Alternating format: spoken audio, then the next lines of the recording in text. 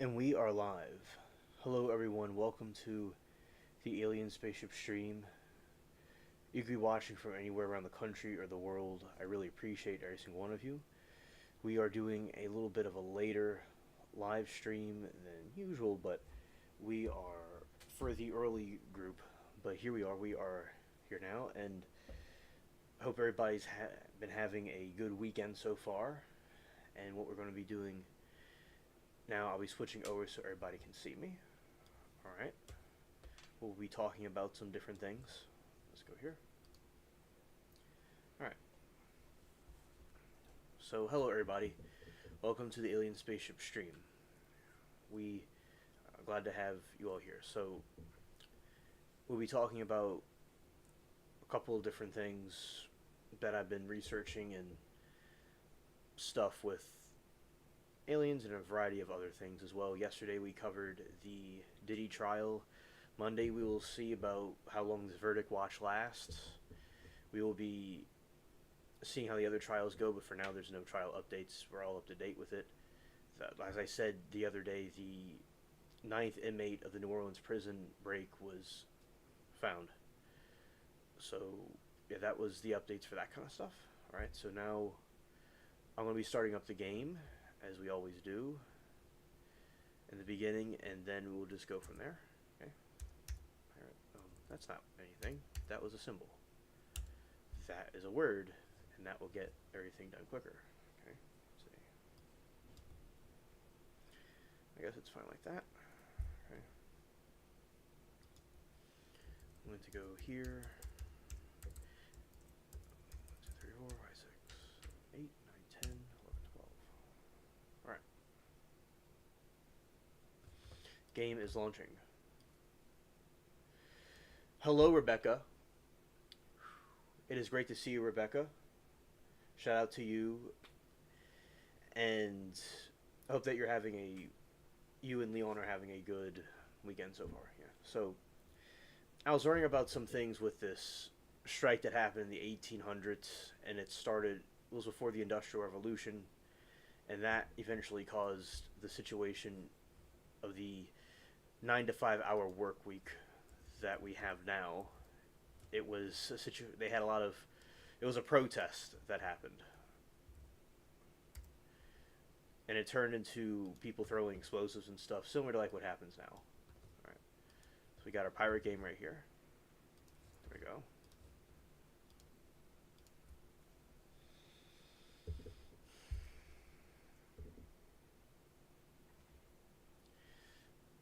Alright, so we are now in this island right here.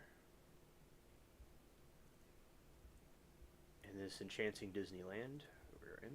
And now we're going to go out to the sea. Alright.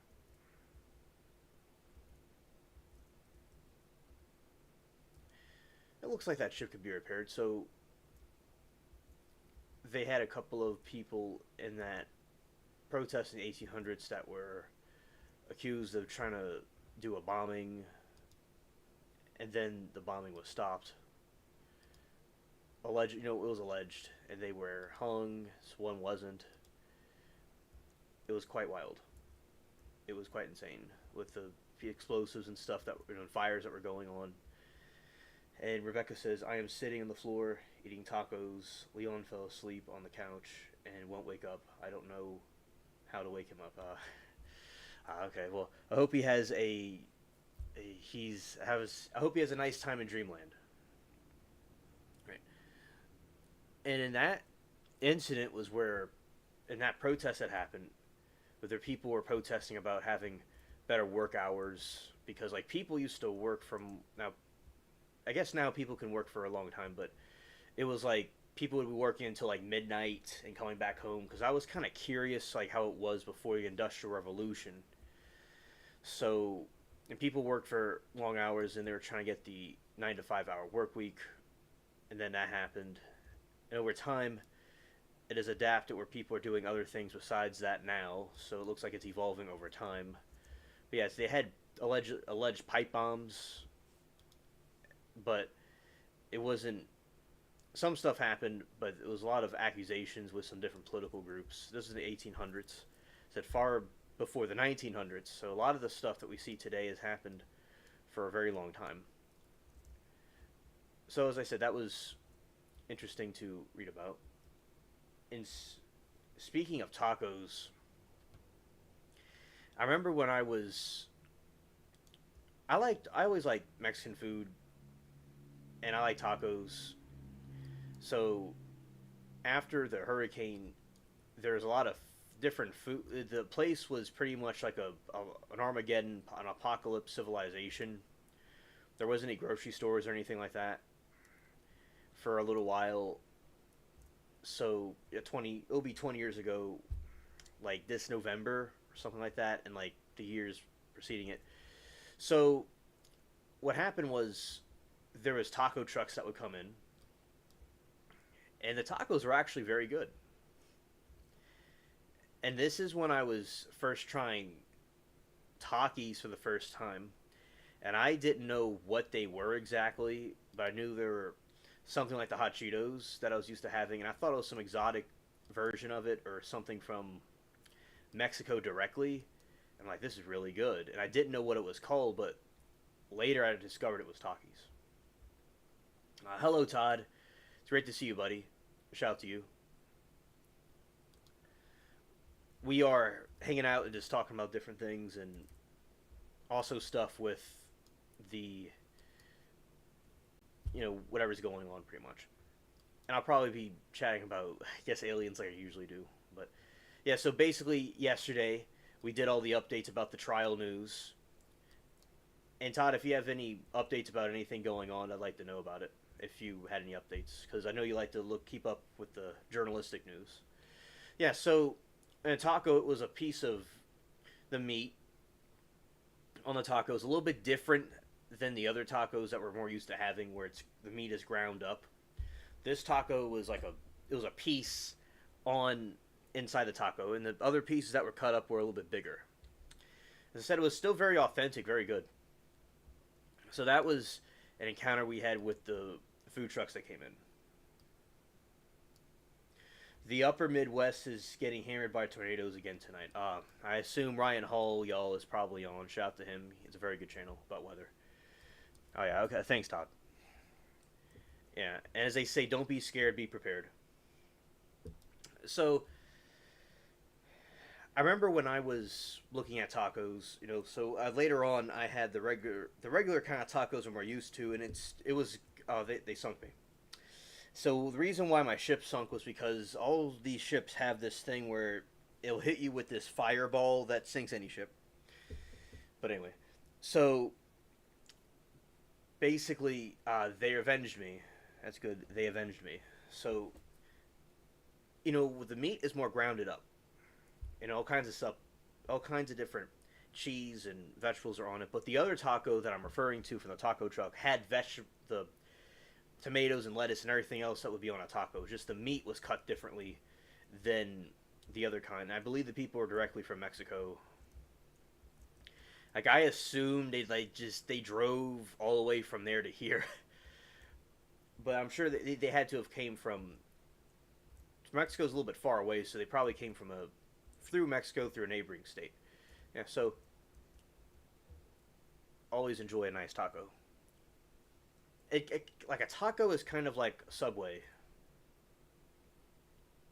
All right, and Todd says, and more fencing is being added to the White House and other federal buildings in Washington, D.C. because of potential protesting over 4th of July holiday.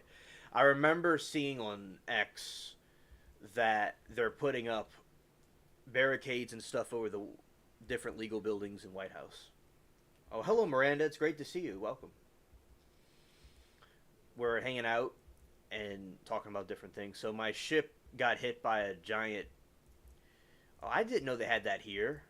A giant fireball that sinks any ship, so I have to get it out of the lockup, whatever it's called. Because it's like the ship gets towed away and I have to get it back. All right. So, Miranda, we're talking about tacos also because Rebecca was eating one, and I was kind of going on a story about them. Yeah, I was wondering why too, and thanks to Todd for the reason why. Because I was seeing that too with the barricades. I didn't quite know why. What was, or they were concerned about. I mean, I thought maybe with a Iran agitator, maybe do want to do something or some other reason or a drill.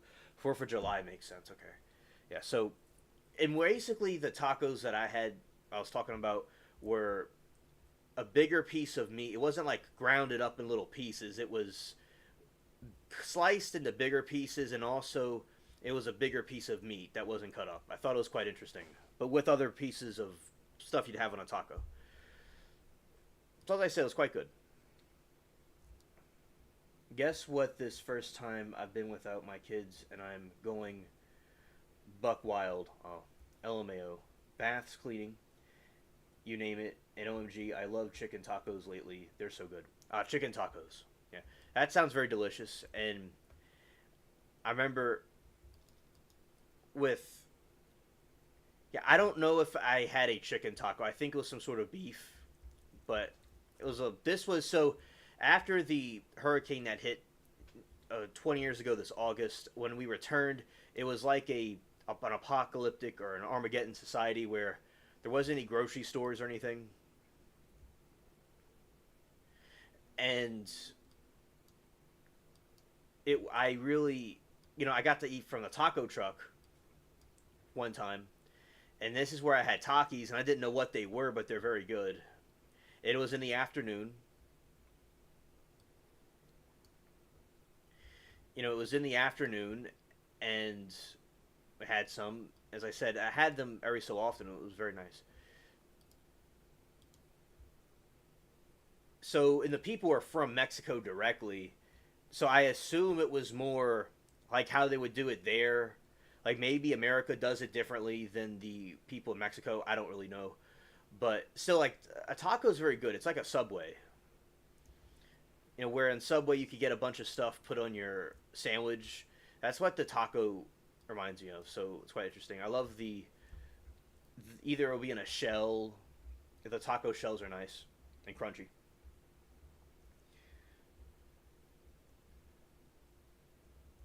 Yeah, and I've never had a chicken taco before. I'd like to have one at some point, and it sounds very good, Miranda. And Todd says leaving Florida early tomorrow morning for Ohio, going to be a 2-day trip. We'll be back in Ohio late Monday night. Okay, Todd. Prayers that you have a safe trip back, and thank you for the update.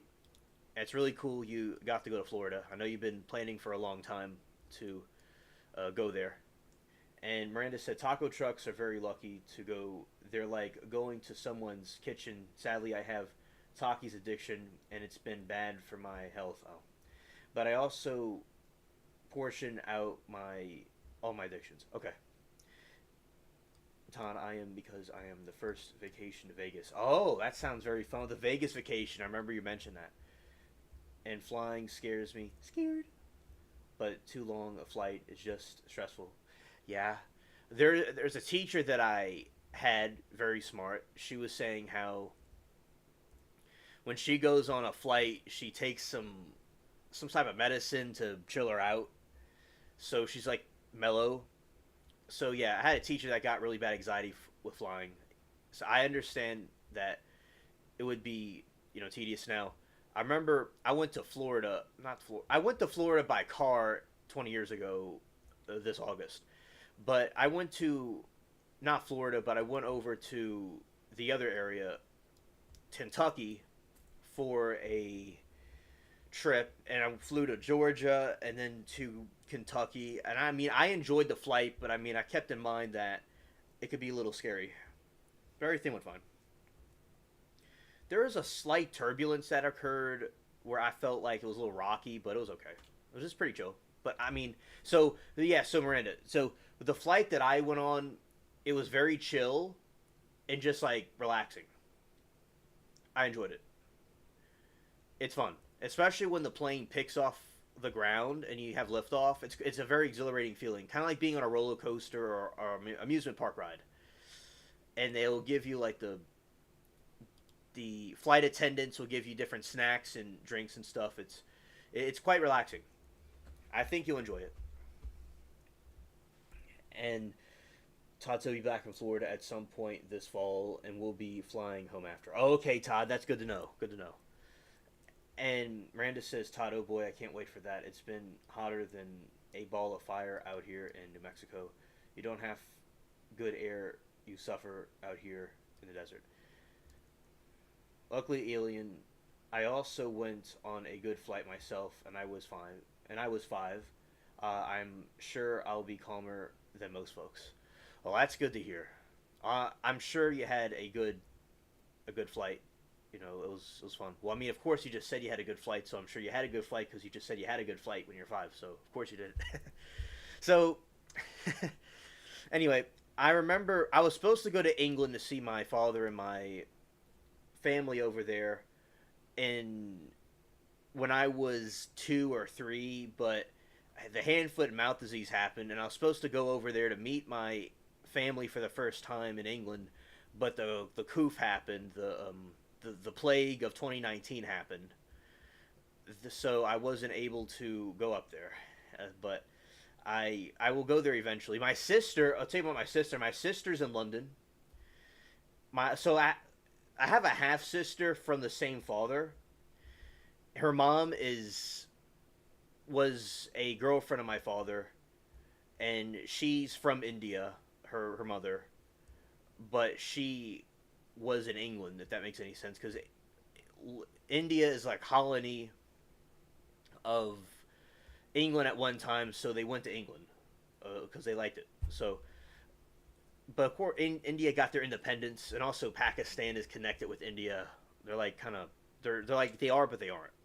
But anyway, she was in Australia for a very long time because her mother. You see, my father has her mother seems to have her own problems. Let's just say, and my father has his issues. He liked to drink a little bit too much, and I don't know, he had some other problems besides the drinking thing. He had some problems with, we don't really know. He just kind of distanced himself from everything, and he was a cool guy like me, but he kind of got on the he turned not that good at some point. He had some problems, but and he had some other problems, I said, with the drinking, but he distanced himself from my sister and her mom. But as I said, her mom had her own problems, let's just say. And then she moved to Australia with her mom for most of her life, and she went to England, and I was trying to convince her to not be against my family over there because her mom kind of put ideas in her head that weren't really true about them. Because as I said, she has problems herself, and eventually, I'm glad for acting and stuff. My sister does acting and things like that. Now she does have a YouTube channel she doesn't really use anymore, but she is on YouTube, and she went over there for acting, and I guess it's good she's back home. And another thing that happened with my sister was she did wrestling, kind of like the WWE type wrestling. And she did something like that in Australia, so that was pretty cool to that she did that. But so anyway, speaking of trips, yeah, she's in London, and it looks very nice. My brother also had turbulence, and it didn't bother him much, but he did fly overseas. Oh wow, I have a brother like that in the army. Brother, he's a little younger. Oh, okay, that's cool. Shout out to your brother. And yeah, so and she had some pictures of London where in front of Buckingham Palace and the different places. It's very enchanting over there. So yeah, speaking of trips. Oh yeah, yeah. So he met my mom, obviously around somewhere in the 90s, obviously, because that's where I was born. So obviously it would be in that time period. My mom, and she went to England for a little while, and she got a gift, and it seemed that my grandparents wanted me to be here in the United States and be born here. And as I said, he had problems with his drinking and other issues he had. So it was best that he just stayed over there. But he wanted to visit sometimes, but he didn't really get around to do that. But as I said, it worked out the way it worked out, and I still came out very well. But He kept in touch from a distance sometimes, but he kind of is mysterious. He just likes to do his own thing. He's a little bit of a mystery, but he's been rehabilitated. He's being rehabilitated, and he's still alive and getting help. So that's good for him. And as I said, that is my mom was a separate woman that he was with after, and here I am. So he got around. He got around with the ladies, and he liked to party and do wild things. He was like a rock star. He dressed like one too. So especially his brother, my uncle, another one. Like some '80s rock star group. That's what they look like. Anyway, so my uncle's a pretty cool dude. I talk to him sometimes, and he thinks like the way we think about things. That's pretty cool. So that is some background about me. Oh, your dad's the same way. Okay, Miranda, understood. Yeah, and so the possums. Oh yeah, so my we there's possums in the yard, and they have a little family of possums in my area, in my yard. I call it an area because it's a big place, but it's my yard.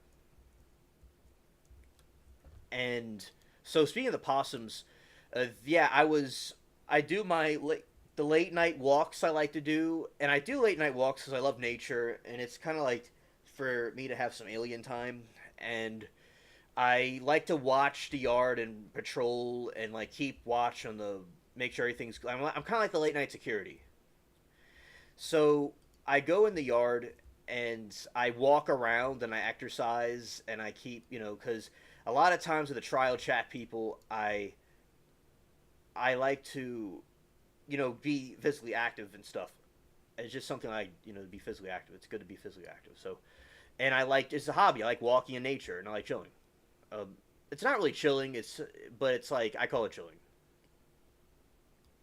Yeah. So I was one night and it said my mom does a lot of work with the cats. My grandma's cats that she's not able to care for anymore. She works all day with them. She's very there's a lot of work with that. So with my my mom, she feeds possums too. There are raccoons around, but I like the raccoons, but they're not the biggest fans of raccoons. But I don't really mind the raccoons too much. But they can make a lot of noise and they get really aggressive with each other, and they could get in attics and stuff. But as I said, I don't really mind them too much. And they're cute. So the possums, there's a mother possum, and I was at the right place at the right time, and she was with her kittens, not her kittens. That's really foolish for me to say kittens, because they're not actually cats, but they're her cubs, her pups. I think they're called pups. So she was with her pups, and all on her back, because that's how possums carry their young. They carry them on their back. And I got my phone out and took a video, and I was at the right place at the right time, and I got out of her way, and she is keeping them somewhere. And she's had a couple of different sets of possum babies. And they're very cute. And she just had, the past month she had a group of them. Now she had more. Yes, it is popular. And thank you, Miranda, for the kind words about it. Yeah, and I took a video of it. I made a short about it because the people, they love looking at my possum shorts and the cat shorts because, yeah, the animal shorts I put up are very popular. The people love them, and the subscribers and the other people love them too. The the NPCs on YouTube, shout out to them. So yeah, the possums, they are, they're all cluttered together on their mother, and they walk around. Yeah, she knows it's a safe spot. Yeah, and the way it works is I live next to my grandparents, and they have this house which was acquired from a friend of my grandpa's childhood friend that passed away. The family sold the house to him. He's in the real estate stuff. That's one of the things he did. So that's why he had this. So he originally was going to rent it out, but when the hurricane hit and it flooded, we were down the street in one other house they have. Then we moved up here, next to them, it was better. That's why God, the dots connect in the future, and God is the greatest planner. Because I prayed for a bigger yard, and we're next door to my grandparents that helped take care of them. So it was good that we weren't all the way down the street, but we're here. So the hurricane brought us closer, and we got to go on a vacation during the hurricane. I was in Florida and Mississippi. So that was a very fascinating experience. But yeah, we lived next door, and it's their yard and my yard combined. So it's one little compound or like a state. So it was an interesting concept and idea, taking two houses next door to each other and like having both of them at the same time. So yeah, the possums, and I allowed a lot of different plants and wilderness to grow. Now there used to be a wilderness in the back lot, but they built two houses there. They're fine, they're neighbors, they're all right. But it used to be like a forest, and now I put a forest in the backer part of my yard, further back, so the cats and animals can like, go through it. And I personally like going through the nature myself, so I allowed different things to grow. And I brought this kind of plant that the indigenous, or what's called Native American people, cultivated for wheat and stuff, and they used it probably for stakes because they're very long stalks. So you could use for gardening, stakes. I could tell it was cultivated by somebody. It wasn't just a random plant. Those are very good hedges, and they're good for the different critters and stuff. So the possums and the raccoons and cats, they like to go and like be in there, and they know it's a safe spot. And the elephant ear plants that y'all have seen too, they're getting big, and they like them as well. So yeah, that is an interesting fact about my yard, and kind of going to another explanation about this area and the possums and like how they're living. Like one time I didn't catch, but I saw. Yes, amen, Miranda. And you also said that my dad won't answer phone calls, and my dad's also a rock star. He also is very good at solo guitar. He's sort of on YouTube. Oh yeah, that's right, Miranda. Understood. Okay, so you understand what I'm talking about. And basically, with the possums, we don't know where they're keeping them, but they're keeping them somewhere within the forest and the wilderness somewhere, and on the property, and they like to exist, and they eat their food. And I saw another time where the mother possum is very big. Yes, Miranda, I know you're talking about the hurricane bringing us together. Yes, thank you for clarifying. Yes, amen. So the possums, one of them was upside down, hanging from upside down. Yes, and you see, Miranda, God, like sometimes things will make sense looking forward, but looking back, everything can make sense. That's the great thing about our God, how He could be able to bring out different situations and stuff where it benefits us. And the hurricane was a hard thing to go through, and it was traumatic to see that, but something good came out of it. So that was something that prayers are answered through that. And I deeply always appreciate God because He's the greatest planner no matter what. I'm trying to see about. Okay, yeah, there's two of these things. Basically the same thing. So we're going to trash it. And we're going to bring this cool looking sword here. Alright, there we go. Yeah, that's what I was trying to figure out. Okay. Alright, now I'm more attentive.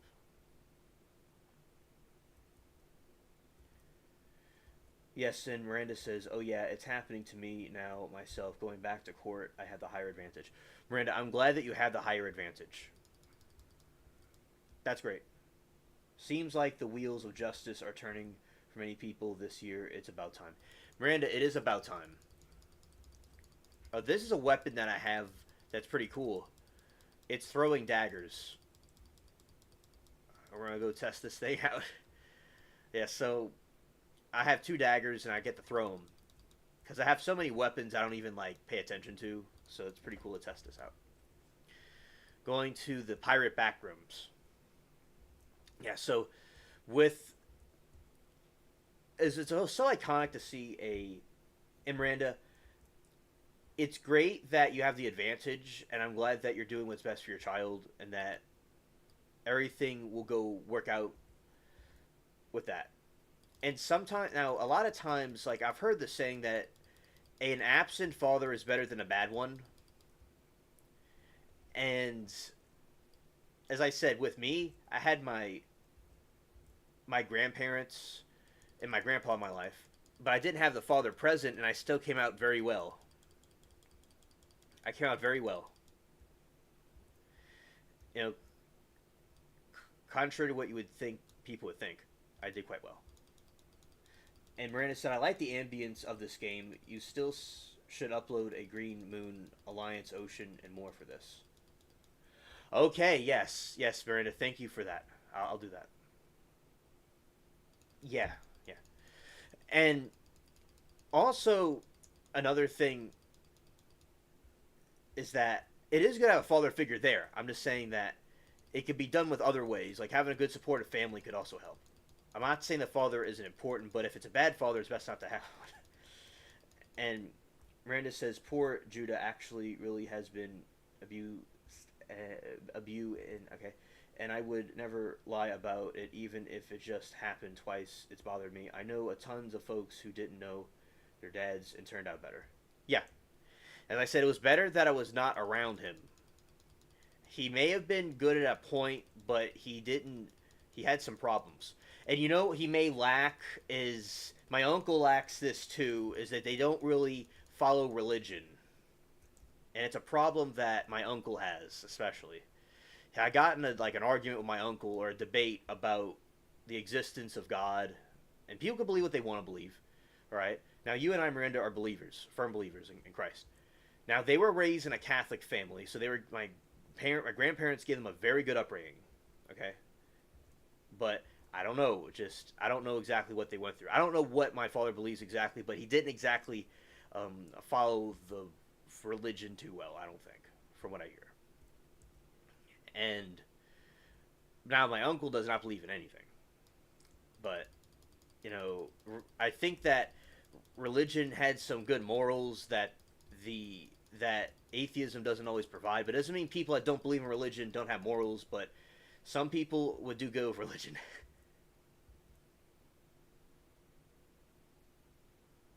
Ah, okay, Miranda. Yeah. Now, there's no saint without a past and no sinner without a future. So I think people that are like, that commit sins and stuff like that, Saint Peter was sweared and he was not the most reputable person. Jesus' disciples were people that were sinners and stuff. So, God, I just said everybody has a chance still. That's around. So it doesn't mean that people are completely damned for all time if they don't, follow it right now. But I said my uncle, no, my father is better now. He's a better person now than he used to be. He's not like that anymore. But and he thinks highly of me. He thinks very highly of me. And so does the rest of my family. So that's a good thing. It's a good thing. Very highly of me.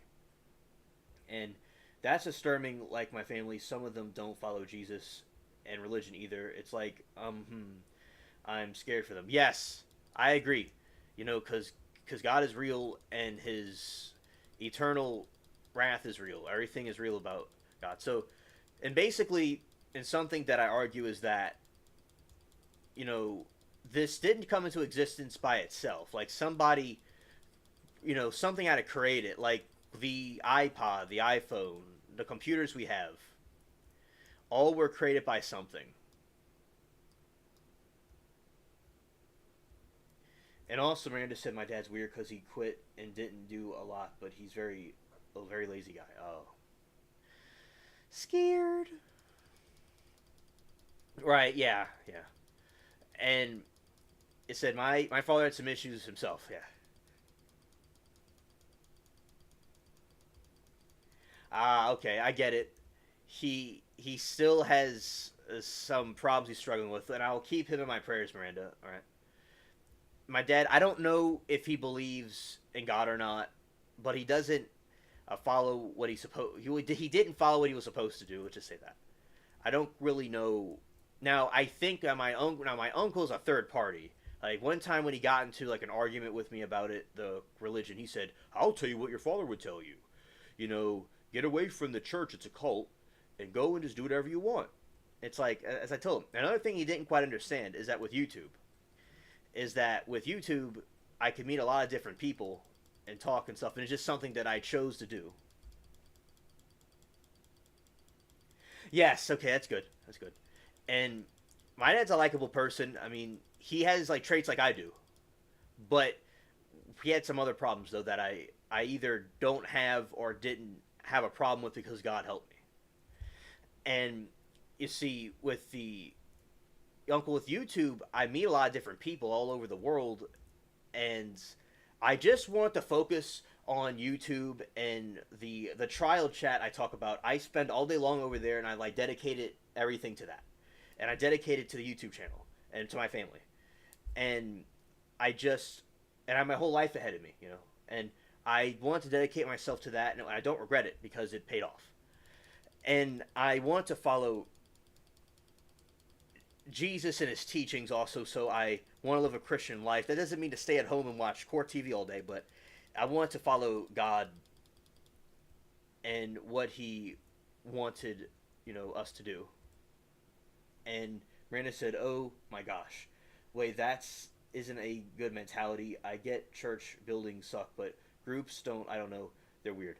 Yeah, and he was talking about like the religion itself, I think, but I don't even go to church because I remember like my the philosophy that it's not exactly necessary, and that you and God can have a relationship like with each other without without that part. You know, like you could have a relationship with God without the other parts. You know, with the church part.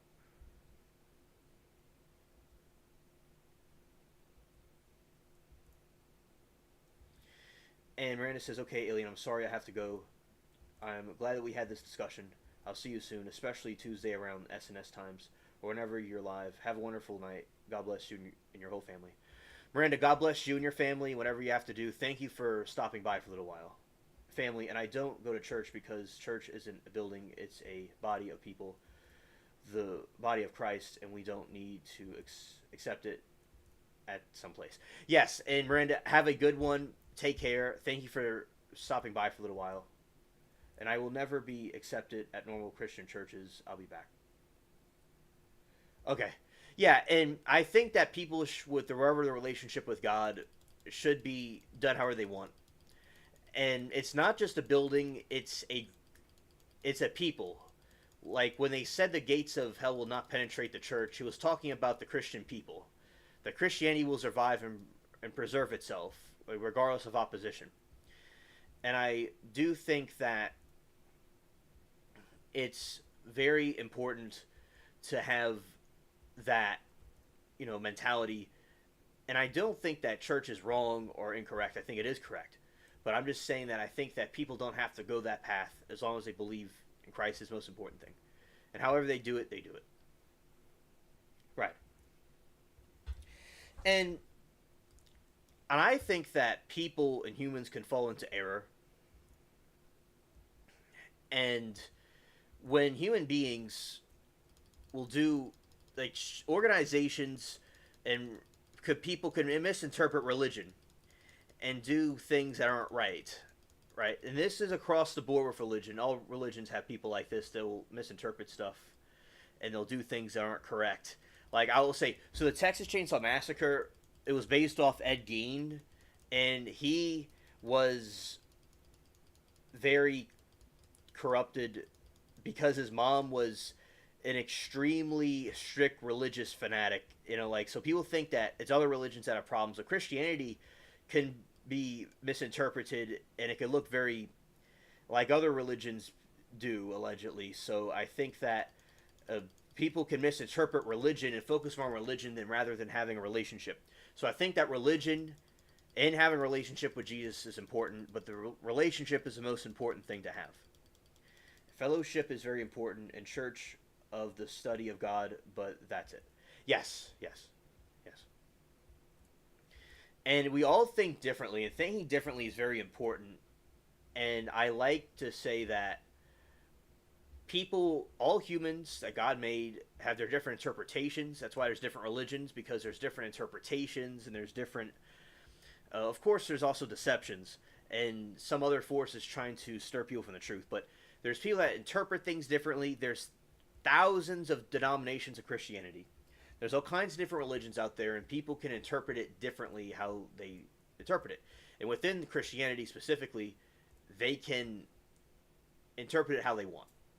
You know, they can say that they interpret it that a God is, you know, in a church that and they go to a church, which is fine, or people could interpret it as both or having a relationship with God only, and that's fine. However, people think is best to do it, and I think that, you know, because if a church wasn't, you're able to go to a church for some reason, I mean, you could still have God with you.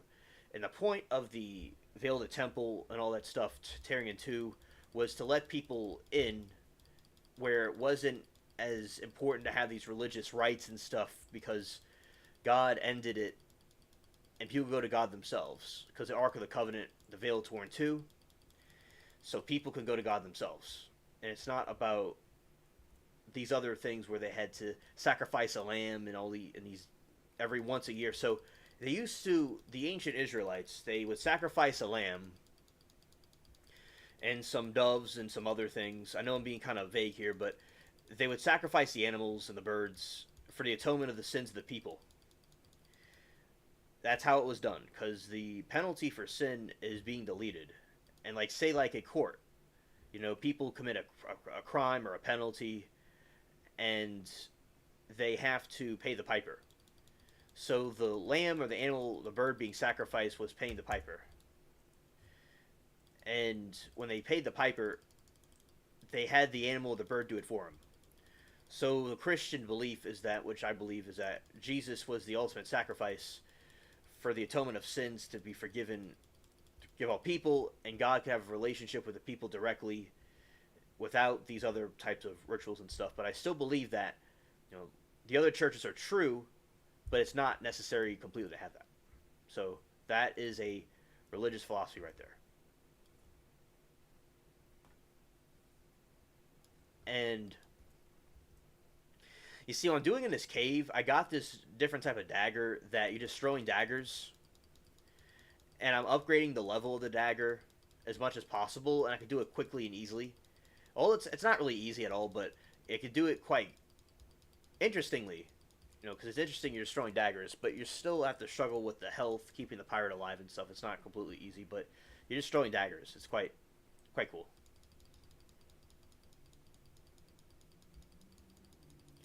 You're given like an unlimited supply.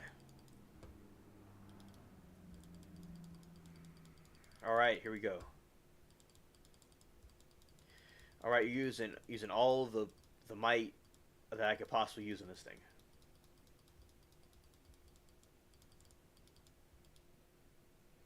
Right now I'm at level 10. All right, that's pretty cool.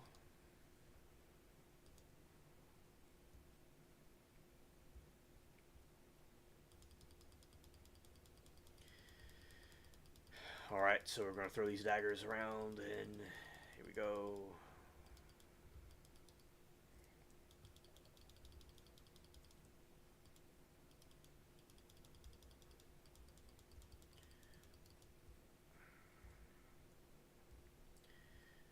All right, so we're going to try to go after this thing, but we have to bring the health back. Okay.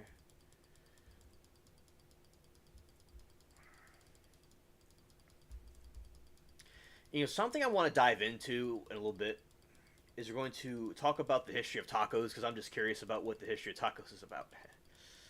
Yeah. All right, so we're gonna go here.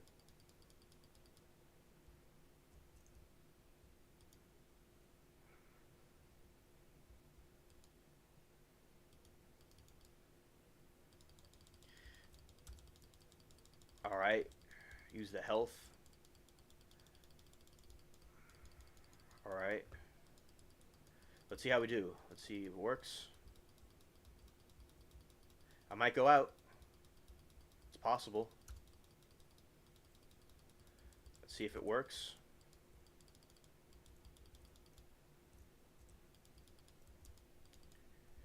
I might go out, possibly. See if we can keep him alive. I'm losing track of where I'm supposed to go. I'm fighting everybody now. Okay. I might go out. T? Alright. I went out. Alright. So, what I'm going to do is possibly use 2 weapons at once. Let's see if that does any better.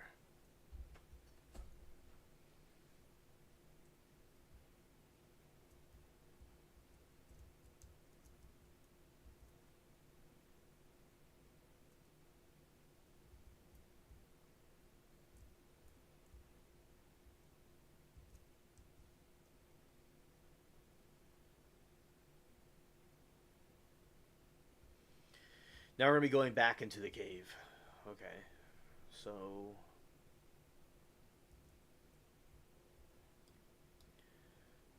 going here.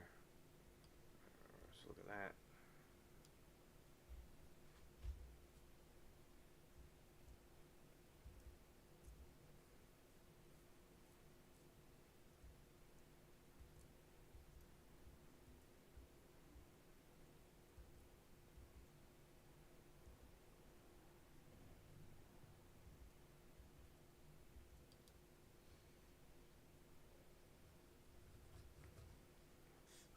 Thought my mouse disappeared for a second. Alright, K. Did something new come up?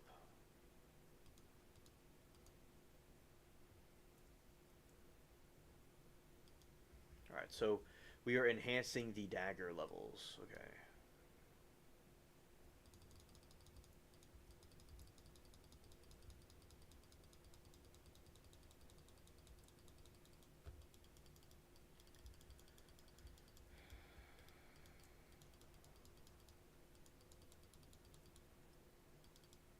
Alright, I'm gonna heal myself.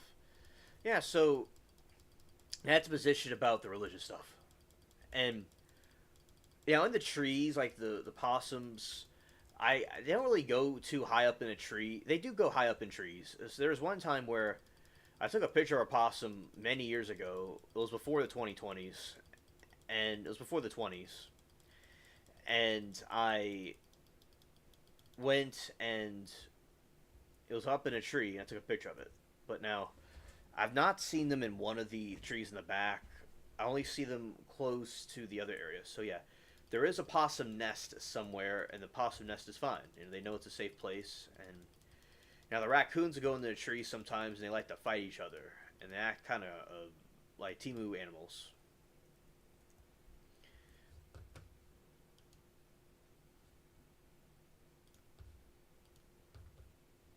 Okay, I'm gonna go here.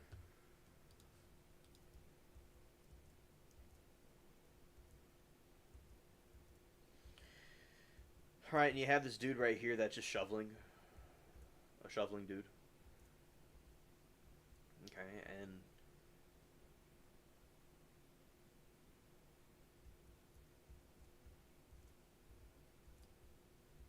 let's see about defeating this guy.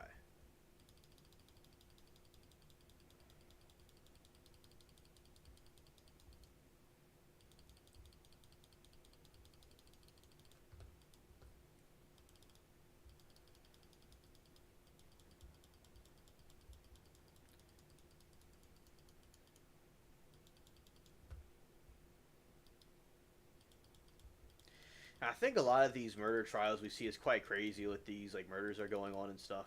I think it's quite wild. I mean, you know what? Monica Cemetery reminds you of Pit and the Pendulum. That movie definitely reminds you of Monica.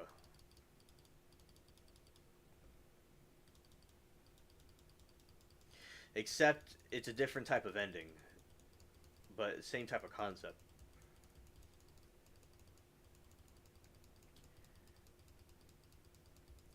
Yeah. Oh, hello, Moki. It's great to see you. I'm throwing daggers at this enemy right here, upgrading the weapon. All And this is a little bit of a later one than earlier where I could have started. And hello, Moki. I hope that you're having a good weekend at the pool.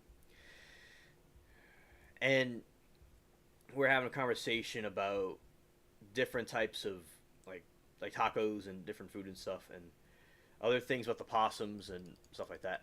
Now, another thing, Moki, I'm seeing a lot now is a lot of people are talking about the alien stuff that we've been talking about, and I'm glad that it's starting to get attention more. Oh, hey, Bob. It's great to see you, buddy. So, as I said, I'm glad that the UFO stuff is getting more attention and people are taking notice about it. And I did talk about the different type of alien species, like we were talking about. And Bob, so, and I see your question, buddy. I'm gonna answer. So, basically, he says, "How would you catch a UFO, bro, if you weren't military?" That's a good question. I would say that you would have to have a certain understanding, maybe, of the UFO, because because of the UFO and like how to catch it exactly. So I would say a way to catch it, you would have to lure it in some kind of a way, like if it's going to be in a certain spot or it's going to try to go after a certain target, and to try to get it where it can be either neutralized, get it to land, or if it was going to be not using lethal force, like if you're not going to shoot it down, one thing is to get some sort of a weapon to shoot it down, but then again, you might ruin the whole UFO. So I'd say to try to manipulate it to know the UFO and how to get it to come down or to neutralize it. But I wouldn't know how to do that, but these are just my theories about it.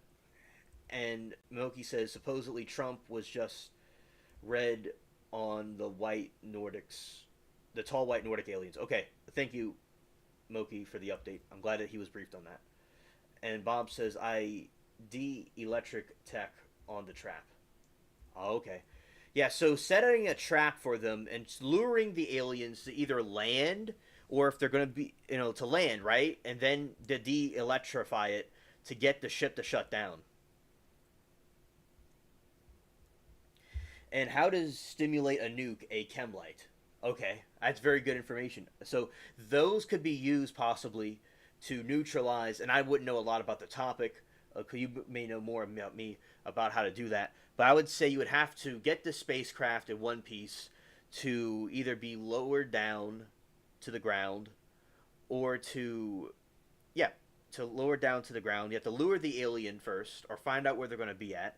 Have it lured down with the electric neutralization technology and with the chemical light or however it's used, and then you'll be able to bring the UFO to a spot, and then with, I guess, either whatever safety suits or whatever is necessary, or maybe that's not necessary, to go in and investigate what's going on. Then another obstacle would be to see if they have some sort of technology that can try to attack us or neutralize us with telepathy or whatever else they have. So if all of that is being taken into consideration, how to neutralize it, what you're dealing with, because you want to know yourself and what you're going to go up against. So when that's taken care of, you capture the UFO, neutralize it, either bring it down or have it brought down and neutralized, however it's done, and then question these aliens about what's going on. Because it'd be cool if you could get a UFO and get one. But now if you get the UFO neutralized, you're going to have the federales come, the feds come, and I'm sure they're going to probably want to take it. But yeah, that would be interesting with a type of technology to neutralize the UFO. To neutralize it and cause it to come down and then do what you want with it. And draw them, we could use corn. Yeah. Yeah, they would want, so that's an interesting way. We can get a crop circle. Like, say it's going to try to create a crop circle. And it's going to get lower. And then go and neutralize the spacecraft. Oh, okay. Okay. Let's see. Go over here.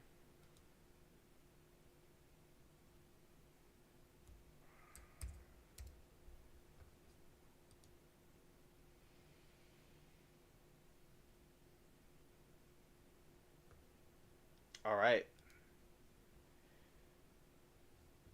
We're going to go and here. They had tried to a tether in space 12 miles long, but it broke. Yeah, Bob, I believe your idea will work. Thank you for sharing that with us. Because, you know, it's very important to get all the information that you need to get them. Okay. UFO dog whistle. Aliens poop through their skin. Okay, and I see what you sent me, Moki. I'm going to go and react to it. Well, I'm going to have to temporarily shut this down temporarily, and we're going to look at this interview right now. Go for chat, okay? And we're going to go here.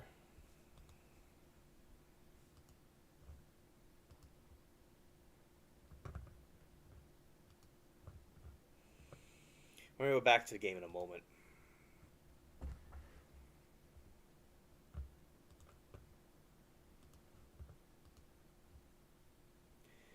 Alright, Chrome. Okay. We'll put the alien back here. Okay. Hold your horses. It's all good. Aliens. Okay.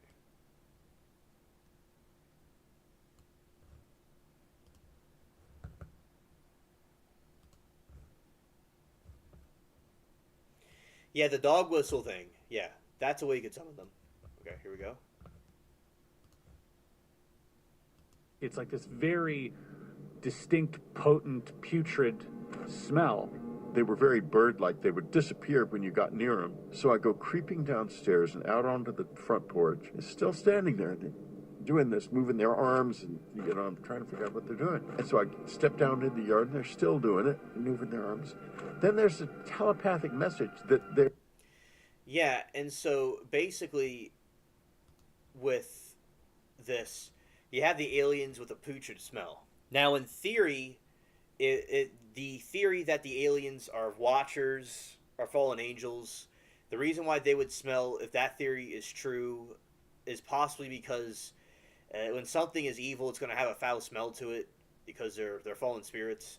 But also, they're explaining this other explanation that when they're moving their arms around on their body, they're trying to cleanse something. And let's watch to see. And I think this video is incredible. Wow. Then there's a telepathic message that they're cleansing themselves, that it's waste matter. It was like they were defecating, but they do it through their skin. Years and years and years pass. I pick up the Reddit document, and the first paragraph is that described exactly. And then we heard about it during the Varginha case. Just the smells in the Varginha case. The smells, and that there was slime. They were oily. Well, they are. The smell of sulfur. All right. The smell of sulfur. Or burnt cardboard or ammoniac. It's like this very distinct, potent... Now, the Bible does say that hell smells like sulfur, and, you know... So the sulfur thing actually is a sign of an evil spirit, according to the religion. But, as I said, that's from a religious interpretation. But there also, I'm going to not ignore the elephant in the room. So basically, allegedly, these gray aliens, these grays, they secrete through their skin, oily stuff through their skin and slime through their skin. And when they go to the bathroom by defecating through their skin. Now, I wonder, you see, why they had to be built like that, or if they're doing it on purpose. But yeah, they're They're claiming that they're secreting their waste to their skin. Thank you, Moki. So we have a new revelation here that the gray aliens secrete through their skin. Let's go to our gray alien friends right now.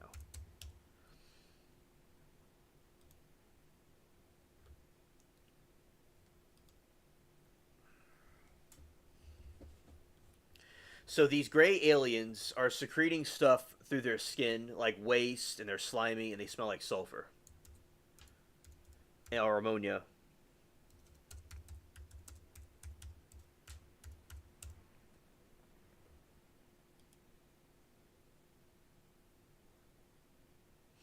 And also, we have some information right here about the smell of sulfur.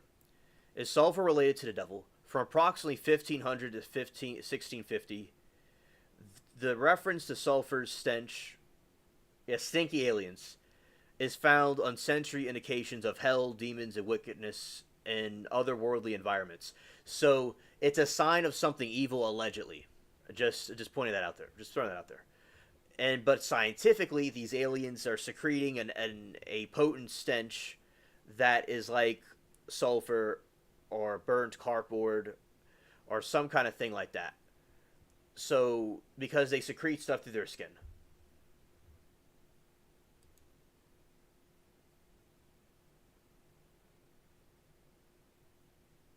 Boron. Okay, thank you. So boron is correlated to their landing sites. Okay, thank you.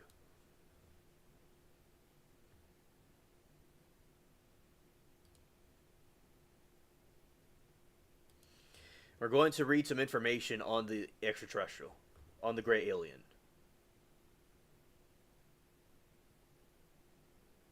The Cash Landrum incident. Okay.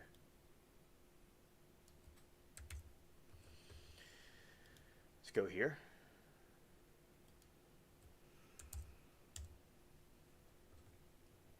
Let's read about the Cash Landrum incident. All right, I've never heard of this. The Cash Landrum incident was an unidentified flying object sighting in the United States in 1980, which witnesses claimed was responsible for causing health and property damage. Uncharacteristically for such UFO reports, this resulted in civil court proceedings through the case ended in a dismissal. A number of skeptical investigations, including Philip J. Kloss, Peter Brooksmith, Strauss, Campbell, Court, Collins, and Brian Dunning, questioned the details overall the authenticity of the incident.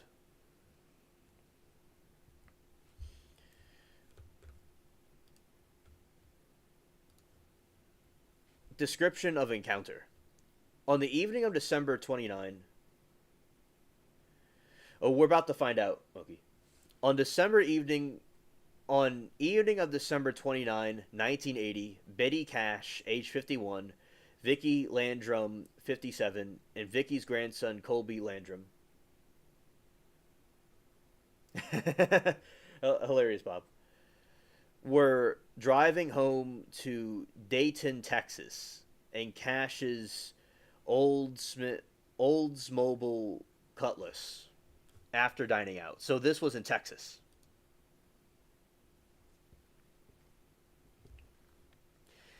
They later, Vicky's grandson, Colby Landrum, were driving home. So they later said about 9 p.m. while driving on an isolated 2-lane road in dense woods, they saw a light above some trees, and that they first thought it was an airplane approaching Houston Intercontinental Airport about 35 miles away, and gave it a little notice. Colby is still alive. Oh, okay. A few minutes later, on the winding roads, they saw what they believed to be a small light as before, but thought it was now much closer and brighter. They said that it came from a huge diamond-shaped object which hovered at above about treetop level, and that its base was expelling flame and emitting significant heat. Yeah, thank you, Bob. Now, another cool dude that I was talking to in another chat was telling me his theory that the diamond shape thing is actually a crystal, a quartz crystal. That the UFOs run on quartz crystal energy, but they're not able to conceal it, and it's part of a bigger craft that's invisible. So allegedly that it's a quartz crystal that's being used as a source of energy. All right. So a few minutes later, the Winding Roads, they saw what they believed to be the same light as before, but thought it was much closer and brighter. They said it came from a huge diamond-shaped object which hovered about treetop level, and its base was expelling flame emitting significant heat. So there was a significant heat to it, and it had a flame to it. Landrum told Cash to stop the car, fearing they would be burned if it got closer. A born-again Christian, she interpreted as the object as a sign of the second coming of Jesus Christ, telling Colby that that's Jesus. He will not hurt us. Now, this is a deception thing, in my opinion, where on all of those that don't believe and do believe, Jesus is not going to come in this type of form. And they're either extraterrestrials from another planet that either are on our side or not. Some may be on our side, some may not be on our side. But the other possibility is that it's a deceptive fallen angel thing, creating a, which could be associated with the aliens. They could be intermixed with each other. And that is the being that could be trying to trick them to think that it's Jesus, but it's not really Jesus. Now, when Jesus comes again, it's not going to be if you see a diamond thing in the sky, it's a UFO, it's an alien, or it's a fallen angel, or something with the Watchers, so something like that, or an alien. It's not Jesus. He's not going to come that way. You see, you have to be careful. And actually, the Bible says that if they say there's Jesus here, Jesus there, it's not really him. So that's an example of that. There you go. And continuing. Cash said that she was anxious and considered turning the car around, but abandoned the idea because the road was too narrow, she said. Amen. And Moki says, if Jesus returns, I don't think it will be a question. It'll be obvious. The entire globe will know and see it's him. Amen. And Cash said she was anxious and considered turning the car around, but abandoned this idea because the road was too narrow and she presumed the car would get stuck on dirt shoulders, which were soft from that evening's rain. Cash and Landrum said they got out of the car to examine the object, but that Colby was terrified, so Landrum said she quickly returned to the car to comfort him. Cash remained outside, mesmerized by the bizarre sight. As Jerome Clark wrote, he went on, quote, the object intensely bright and a dull metallic silver was shaped like a huge upright diamond, about the size of the Dayton Water Tower, with its top and bottom cut off so that they were flat rather than pointed. Small blue lights ringed to the center. And periodically over the next few minutes, flames shot out the bottom, flaring towards to create the effect of a large cone. Every time the fire dissipated, the UFO floated a few feet downward toward the road, but when the flames blasted out again, the object rose about the same distance. Oh, okay. He's around my age, yes. Yes, he's close to age to me. And I will certainly see what I can do about getting an interview with him. I'll be glad to have him on the show.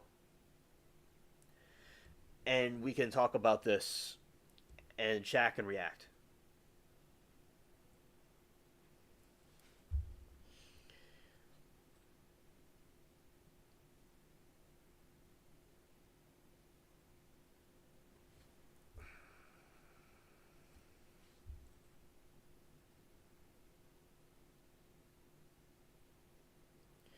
Okay, Moki.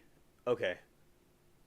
Just if he was born in the 80s, if he was born in the 80s, it would only be okay. So he was Moki's age. Okay. It depends how old the kid was, cause yeah, it would be around Moki's age. I was born in '98.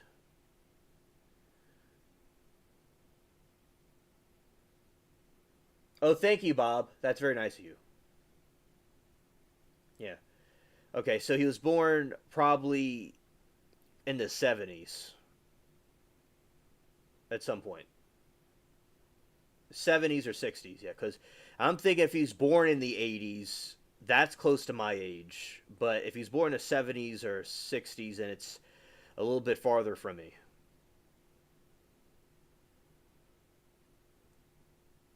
Oh, 07 in 1980. Oh, okay, Moki. I read it, but I must have not been paying attention to that part. Where 7 in 1980. Okay, so he was a kid in the '80s. Okay, not born in it. Okay, I was born in '98. I'm 27. Born in '67. Yeah. Okay. He was born in 1978. Oh yeah. Okay, that's far. Yeah, he was, and I was born in '98. Okay, old enough to be old enough to be my parent. And but he is still alive and got irritated by a UFO. Okay. Okay, Moki. Understood. Thank you.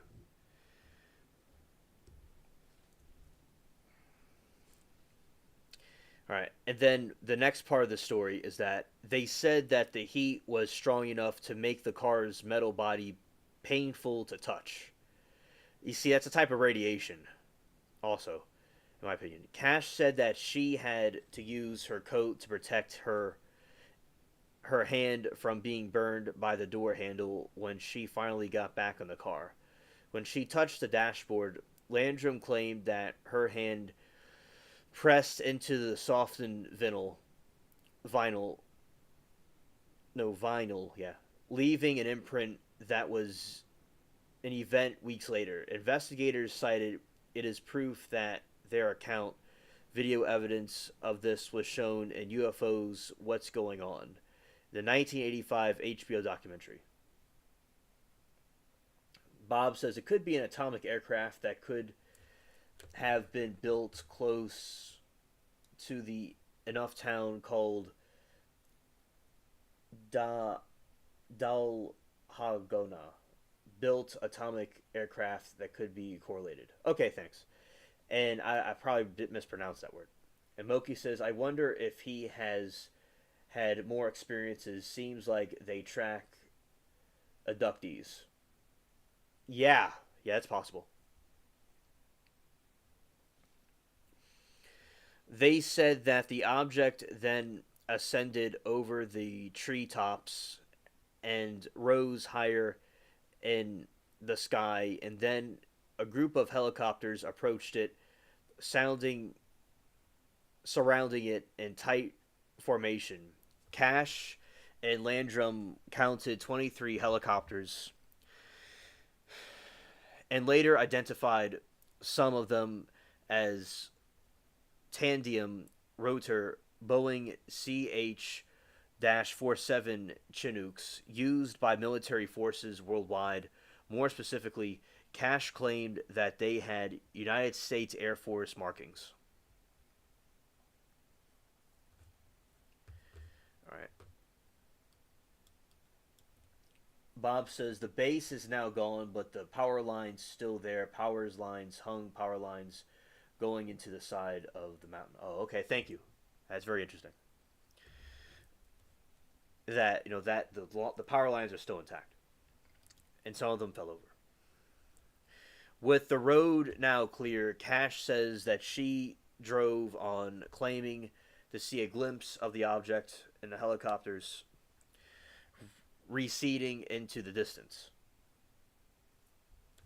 Thank you, Moki, for that. Thank you.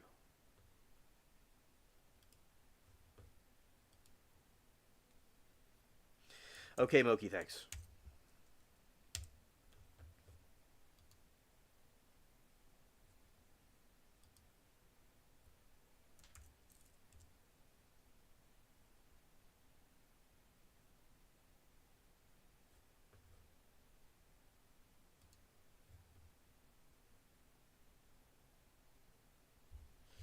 Then later on the Station, Friedman built an atomic craft. Oh, okay.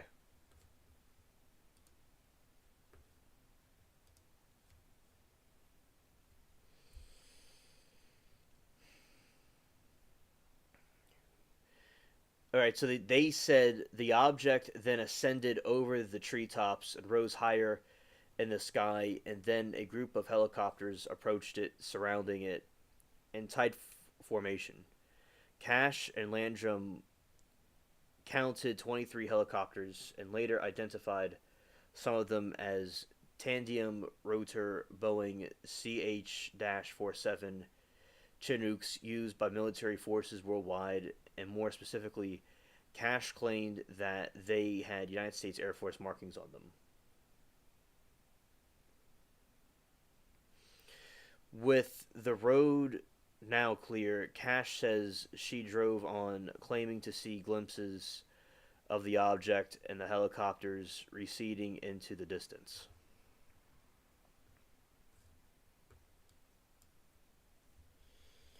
Bob says the station was our greatest investigator. He's a nuke science. Rest in peace. Okay. Oh yes, that's him from Dayton, Texas, living in Oklahoma now.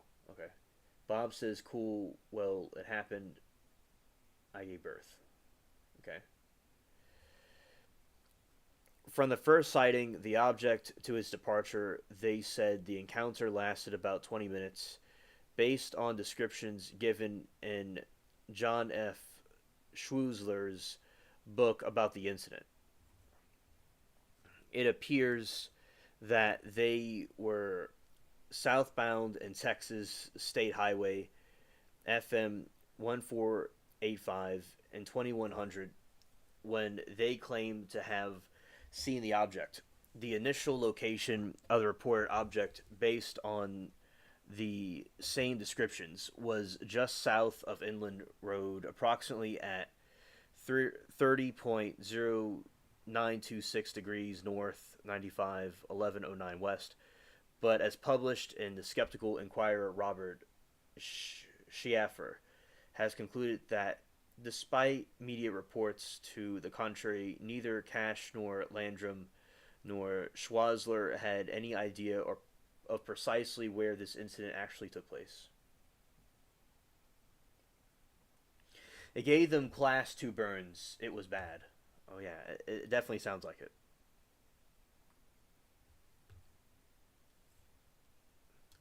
It sounds quite horrid.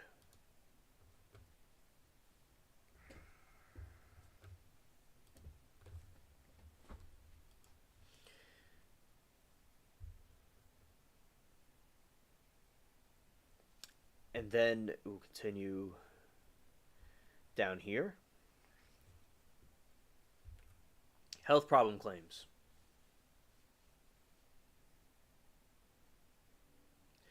They saw a UFO, so they want to stop the vehicle. Oh, hello, Liberty. We're talking about a UFO story that happened in Texas. There was a car stopped. She stopped the car because she wanted to take a look at the UFO.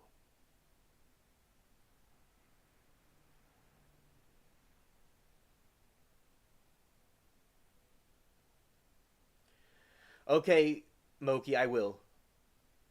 Definitely. Thank you. Health problem claims. The witnesses claimed that after the UFO and helicopter left, Cash took. These are the health problem claims. The witnesses claimed that after the UFO and helicopters left, Cash took the Landrums home, then retired for the evening that night, then repeatedly all experienced a similar symptoms, though Cash to a greater degree, the claim was that they suffered from nausea, vomiting, diarrhea, generalized weakness, a burning sensation in their eyes, and feeling as though they were suffering from sunburn. Shout out to Mary Toodles. And yeah. Over the next few days, Cash said that her symptoms worsened with many large painful blisters forming on her skin. When taken to a hospital emergency room on January 3, 1981, Clark writes Cash could not walk and had lost large patches of skin and clumps of hair. She was released after 12 days, though her condition was not much better.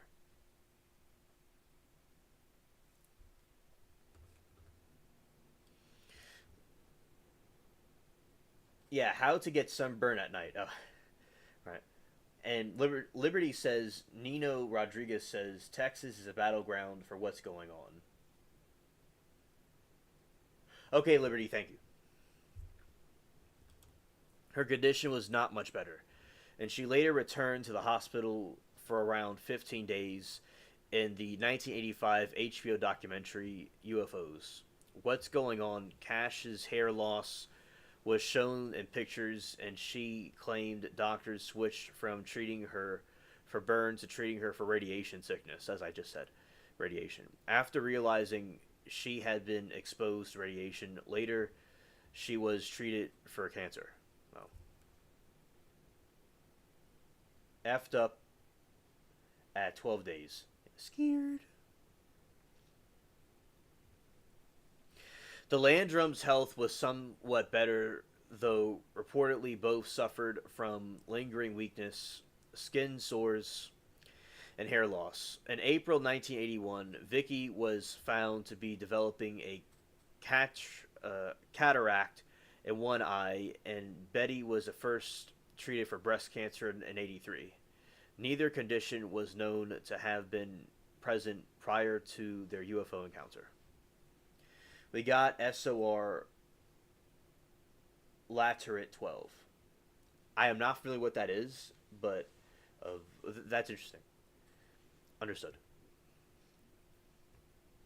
And however, Brad sparks the contendence that although the symptoms were somewhat similar to those causing ionizing radiation, the rapidity of onset was only consistent with massive dose that would have meant the certain death in a few days. Since all the victims lived years after the incident, Sparks suggests that cause of the symptoms was some of the chemical contamination, presumably by an aerosol. You don't sue the government by what the case tells you. Yeah. Right. And Bob says he can't sue the VA for mistreatment, for example. I think that sucks, because I think that the veterans should have 5-star first-class treatment. And any mistreatment to the veterans, I think, is absolutely atrocious, and they have a right to be treated correctly. Now, there is this veteran that I was learning about, and his entire face was completely destroyed by a fire, by a self-deletion bomber, and he went back, got married, then his wife broke up with him, and he deleted himself around 2012, unfortunately. And he was only getting like a few $1,000s a month from the government, and he wanted more, but they didn't really give him more. So I think that, it's a little bit of you got to treat the people here right, You got to treat the veterans that fought for the country and defended the honor of the nation, or helped other countries with their issues, be treated correctly. This is kind of ridiculous. Yes, better reps for the vets. That's, you get the view. Right. Yeah.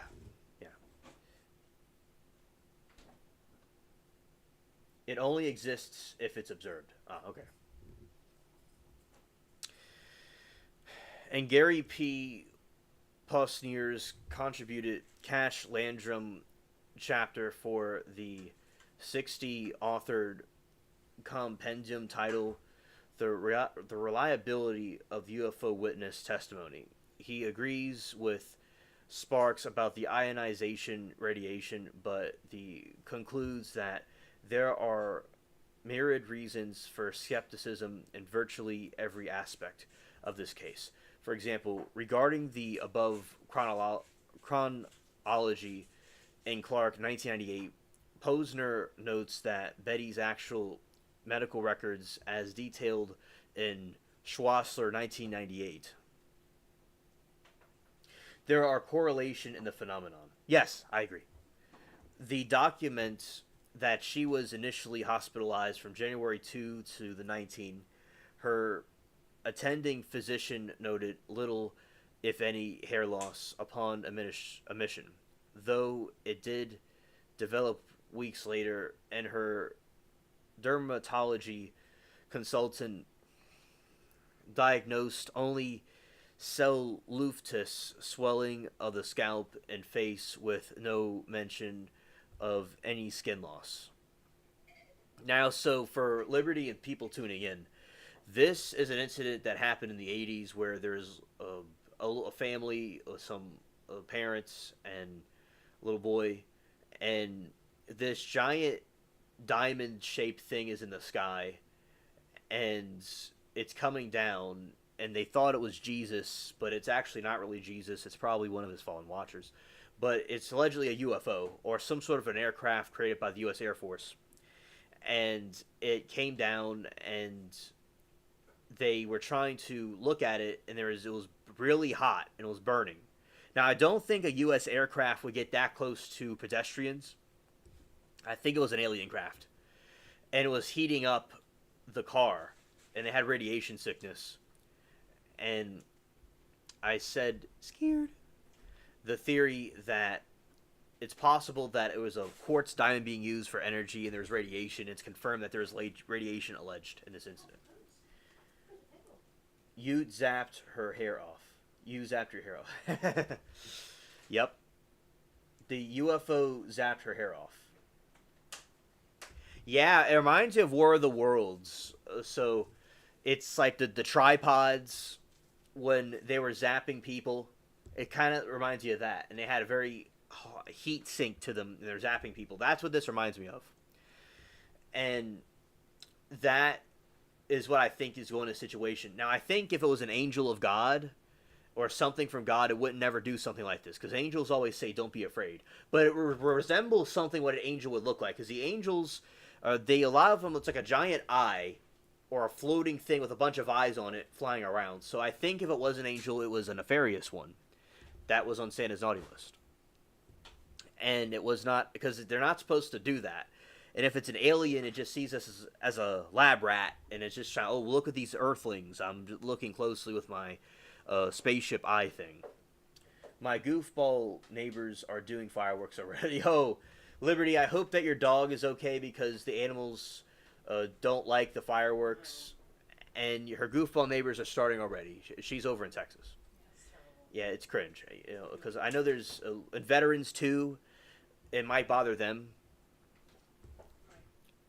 And also, basically, the spirit world. Yes, the spirit world. Okay, Liberty.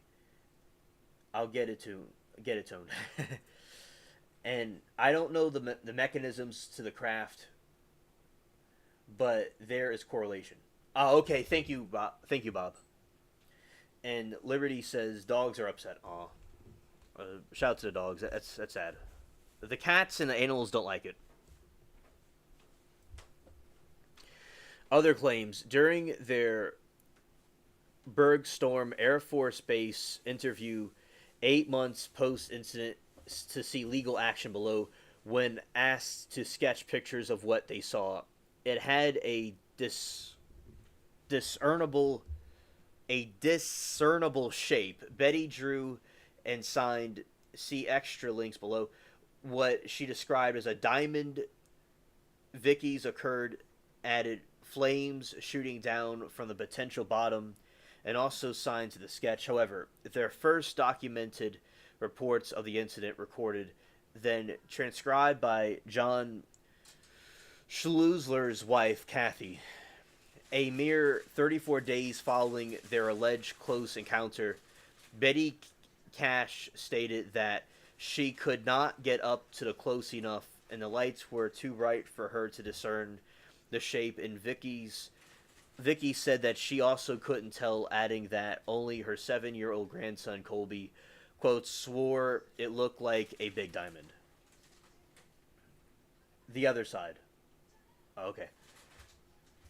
On April 1981, a CH-47 helicopter flew into Dayton. As a Colby watched, he became very upset. Landrum decided to take him to the very spot where the helicopter had landed with the hope that it would be seen less frightening to the ground.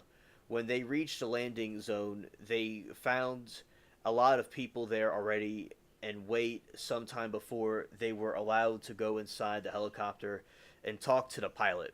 Landrum and another visitor both claimed that the pilot said he had been in the area before for the purpose of checking on a UFO in trouble near the Huffman. When Landrum told the pilot how glad she was to see him because she had been one of the people burned by the UFO, he refused to talk to them further and hustled them out of the aircraft. However, his confrontation was born of the confusion, as the pilot incident, though also involving a reported unidentified craft, had apparently taken place in July 77, more than 3 years prior to Landrum's. In May 1982, UFO investigators interviewed Dayton police officer Patrolman Lamar Walker and his wife Marie, who claimed to have seen approximately 12 Chinook-type helicopters the same night near the same area in which Cash Landrum eventually alleged occurred. They did not report seeing a UFO or other unexplained lights, but one or more of the helicopters had some type of bright light shining down. Legal action. Eventually, Cash Landrum contacted their U.S. Senator Lloyd Benson and John Tower. Yeah, they did do that, absolutely, from what I'm reading, yes. Scared. And John Tower, who suggested that the witness file a complaint with Judge to Advocate Claims Office at Bergstrom Air Force Base in August 1981. Cash Landrum and Colby were interviewed at length by personnel at Bergstrom Air Force Base, and where they were told they should hire a lawyer and seek financial compensation for their injuries. With attorney Peter Gersten taking on the case pro bono, the case wound its way through the U.S. courts for several years. Cash and Landrum sued the U.S. federal government for $20 million. Testimony of the aircraft from NASA, the Air Force, and Army, and the Navy was given. Persuaded by their testimony and evidence that no agency of the U.S. government possessed such UFO and military personnel had operated any other reported helicopters, a U.S. District Court judge dismissed their case on August 21, 1986. Media coverage. The incident received coverage in both the tabloid press and mainstream media. It heated, almost burnt their car up. So, a correction about not downplaying the incident. It nearly burned their car up. It was like heating their car, just like if a nuclear, God forbid, missile dropped. All the electricity and power would go out, and all the cars would stop. And actually, the worst place to go if a nuclear problem happened, what I mean was a nuclear explosion happens, the worst place to go is your vehicle. You will fall apart. Your teeth and your hair and everything. and fillings and all the other stuff will fall out, and they and it will completely, your hair will come out, it'll just, you fall apart, you just melt. So them having radiation from that, it was basically microwaving their car. It was heating where you could put an egg on there and microwave your ramen and everything else on there. That is basically how hot it was. It was so hot it was like melting them. And maybe a different radiation we don't know or want to tell. Want to tell. And I will say this is all my opinion. In my theory, I wasn't there. I don't know exactly what happened. A different propulsion. Okay, thank you, Bob. Oh, hello, Under a Rocket. It's been a while. Shout out to you, Under a Rocket. I am glad that you came by and to tell us hello. I love the alien emojis. We're talking about a UFO incident that happened over in Texas in the 80s. And a family was in a car, and there's a kid in the back seat, and this diamond UFO came down, and it was nearly burning their car. Some. Okay, Bob, thank you. And this diamond UFO came down, and it was burning them in the car. They thought it was Jesus, but it's not really Jesus, because Jesus doesn't come like that, and Jesus doesn't cause people's cars to get burned up. And it had kind of flames on it. They didn't know what it was, and it flew off into the trees, like above the treetops, and they started getting radiation sickness, allegedly. They got hurt from it, and they were suing the government because of what happened to them. They don't know exactly what it is. And also, that is what we're talking about at the moment. Thank you, Under a Rocket. I'm glad that you came to show love to us, and we've missed you very much. In 1981, Landrum appeared on the That's Incredible, a popular ABC television program. She was hypnotized in front of a studio audience. Under the hypnosis, she recounted UFO incident, and Landrum and Cash both appeared on the 1989 U.S. television special UFO Cover-Up with a question mark live, hosted by Mark Farrell, where they related their accounts of the purported UFO encounter and their subsequent medical problems and legal battles.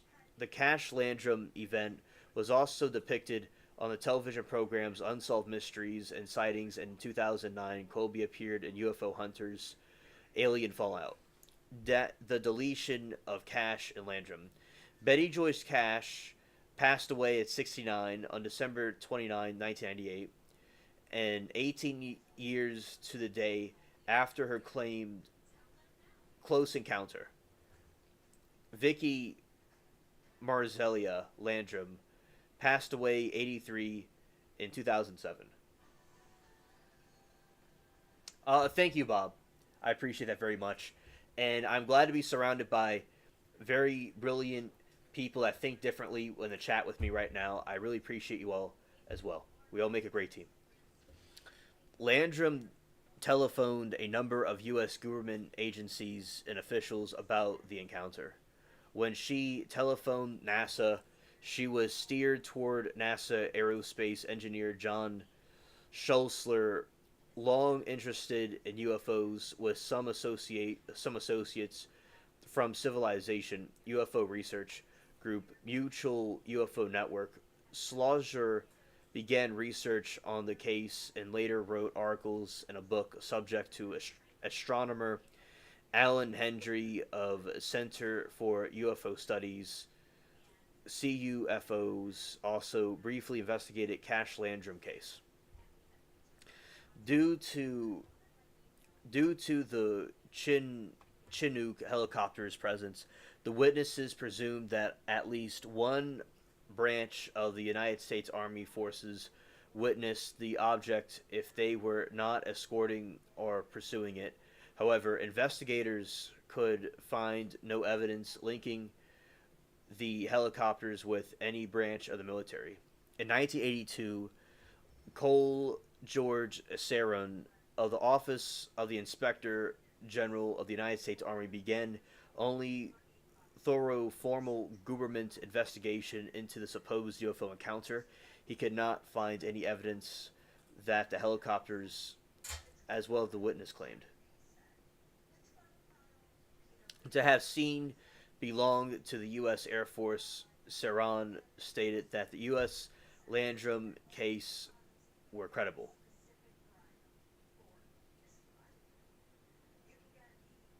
Yes. Yes, absolutely. Yes, facts.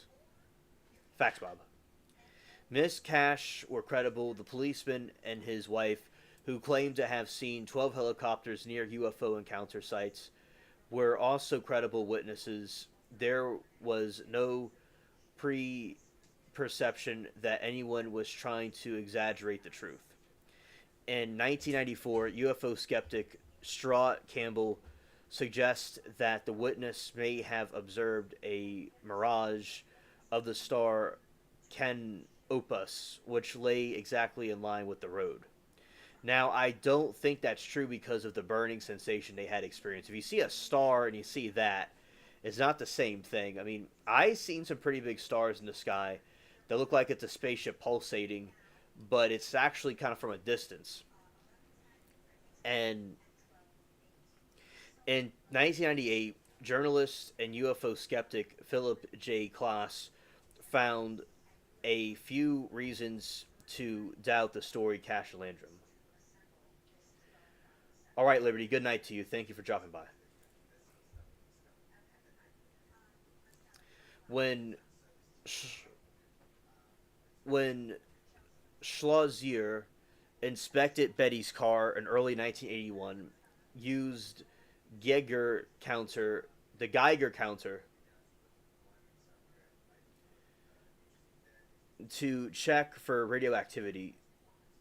He found none, presumably. He also checked for radioactivity when he visited the site, the alleged incident, and found no abnormal radiation. Schlosser provides no medical data on Betty's health prior to the UFO incident, nor does he provide any medical data on prior health Vicky or Corby. Yeah, Moki wants some dookie time. We saw her yesterday, and we'll see her probably at some point soon or Monday.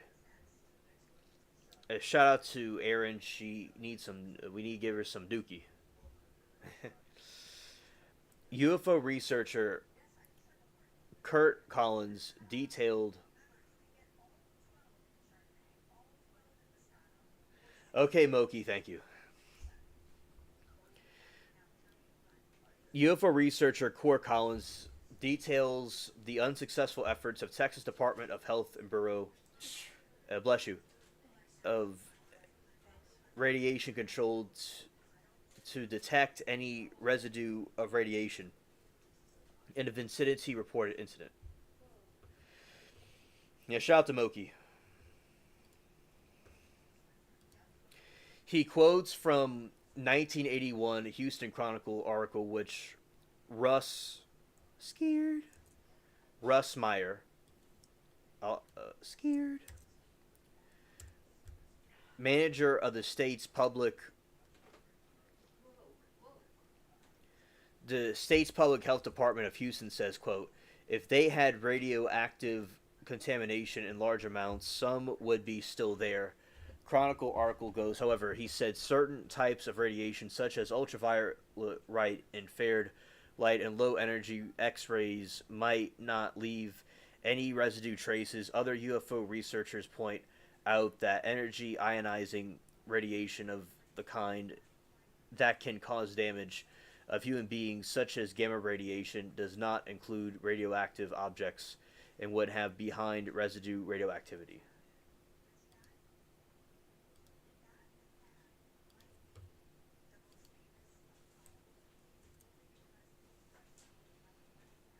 Oh, yeah, that's right. I have the pen and paper here.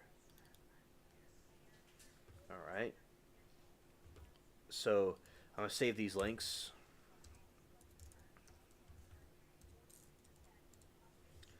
All right. Okay. weird.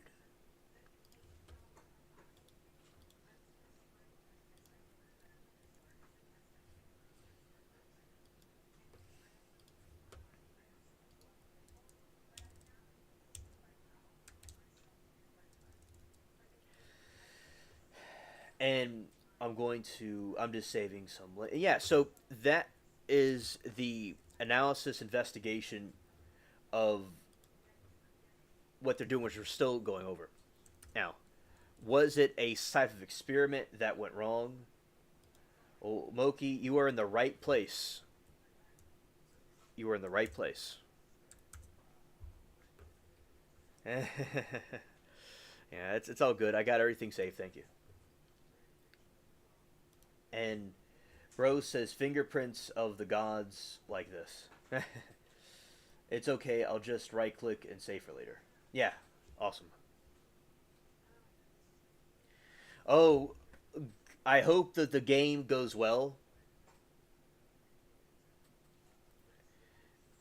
The I hope the game goes well under a rocket, and thank you for dropping by and hanging out with us.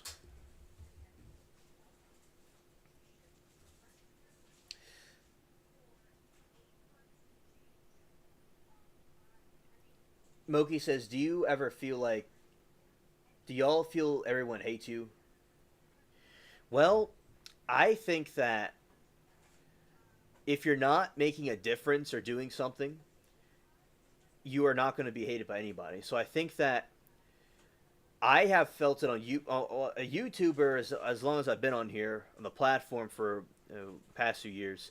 I've certainly have encountered my share of hate, but they can do that. But I have made a difference in those of you that may feel the same way from being different. They will do that because you gotta remember that even if people can hate, they can't ignore you because you change things. Because I believe that people that are different and that get hated on, they can be essential for the human race going forward and pushing new advancements and pushing more for the human race. Because a lot of people that just want to fit in and not crash into the walls and are just like an NPC, they don't really make a difference. So I think people like that can certainly make a difference. So that's why I say shout out to the rebels, the misfits, the crazy ones, the troublemakers. I don't like people that follow rules. I like people that think differently. And also, Bob says, make the view when he was a kid. It makes him tell his story. And Moki says, I think sometimes negativity in chat brings me down. Yeah, I think that Moki, the people that in the chat that we deal with in the trial chats with the trolls and stuff, I think that I agree about the negativity, but I don't let it bother me. I focus on those that we get along with and that like us, but I just don't let it affect me. But I do agree that the negativity over there can bring it down, and also the trial itself,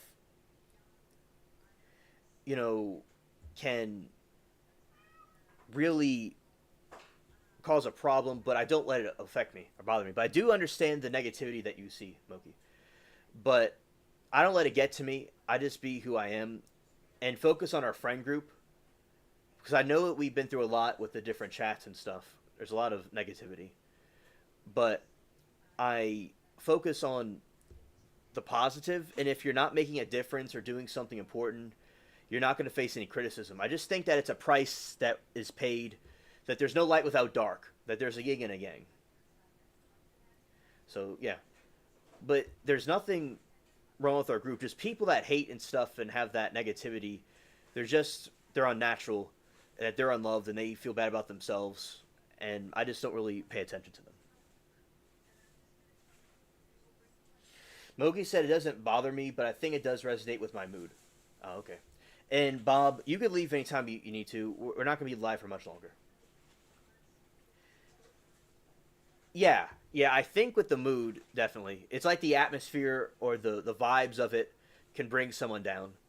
Yeah, and that's why it's a price to pay. It's something that happens. But when something harsh like that happens, something good come out of it. That you build endurance, and those people, those trolls, they should have more. Try to get rid of some of the people that are causing negativity in there, like with the Karen Reed people. And Moki, I think as time goes on, we're going to maybe see those Karen Reed people self-abuse correlate with self-esteem. Very good one, Bob. So Moki, I think with the Karen Reed group that's trying to cause trouble, we might be seeing them more in different trials, especially with the Preppy trial. It's a lot of hate and stuff. I do agree with you that it's quite cringe. And Moki, there's a time, I don't know if you were there or not yet, but we got attacked when they took away the original mods at Law and Crime. We got attacked by tons of trolls all the time. It was terrible. It's gotten better, but it was terrible. So yeah, Moki, I understand what you mean, but we are more resilient than those trolls and haters, and I do appreciate the group that we have at least. Yeah, the kids in the Preppy trial. Yeah, yeah. Especially some of those witnesses, like some of the people are sassy to the core people, but yeah, there's a lot of negativity in that chat. I do agree. Now Friday, I was looking at the Preppy trial, but I was predominantly looking at Diddy. But I do know what you're talking about because I was looking and paying attention to it, and I've seen it happen before. I always told my kids when people would act out at school, I used to be sub, you never know what's going on in their house. Just gotta give grace until everyone is enough, in my opinion. Amen. And to not let like your mood or like the okay, good night under a rocket. To not let the color that you are turn into the color that's your surroundings. Like you could be a color, you could be the color blue, and you're surrounded by the color gray.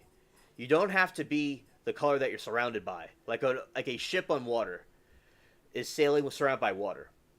So all I'm saying is, as long as we're resilient and we add positive value to the chat, we completely cancel out the negativity. But Moki, I know what you're talking about, and I do think it's a problem that should be solved.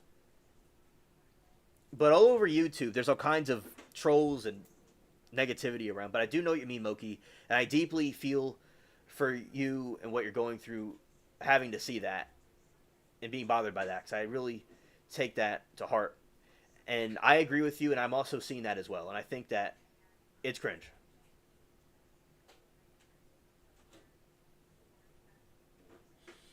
Ends, denials, and perhaps even official onus.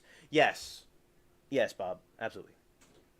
And Moki says, I think there is one in the Preppy trial, maybe Sarah, who said she's reactive because her son's friends passed away in the same way.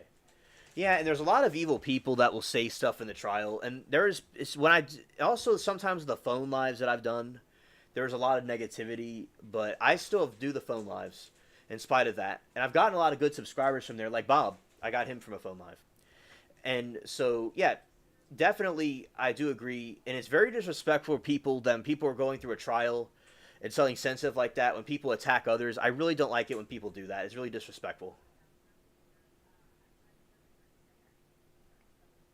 Moki's fine, but negative chat does influence my mood. Understood, Moki. And thank you for letting me know how you feel about it. The people are just stupid, cringe. People are just trying to watch a trial and have a good time, and as best time you could have because it's real negative. But people just bring down the mood. They're like party poopers. Okay. And I'll do one now. Yes. Yes. Now, I was thinking about doing one a little bit later, maybe. But you might not be around. But that is on a Saturday, Moki. How about on next Saturday when you're awake? I'll do a phone live for you, for y'all. I'll show you all the garden. We'll do for you all for the earlier group. We'll do one on next Friday. Next Saturday. All right. So there's something I have to do after this stream. We're not able to do it right now, but I will do one for you on next Saturday.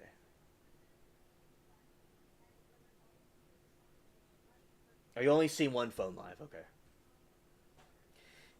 And Bob says, what the heck is this saying? The world is a mirror. Don't take it so personally. Sometimes it's tough. Yeah, yeah, yeah. I don't know about the saying what you're referring to. Yeah, thank you, Bob. Glad you like the chat. I'll read a little bit more about this thing, and then we'll be done for the night.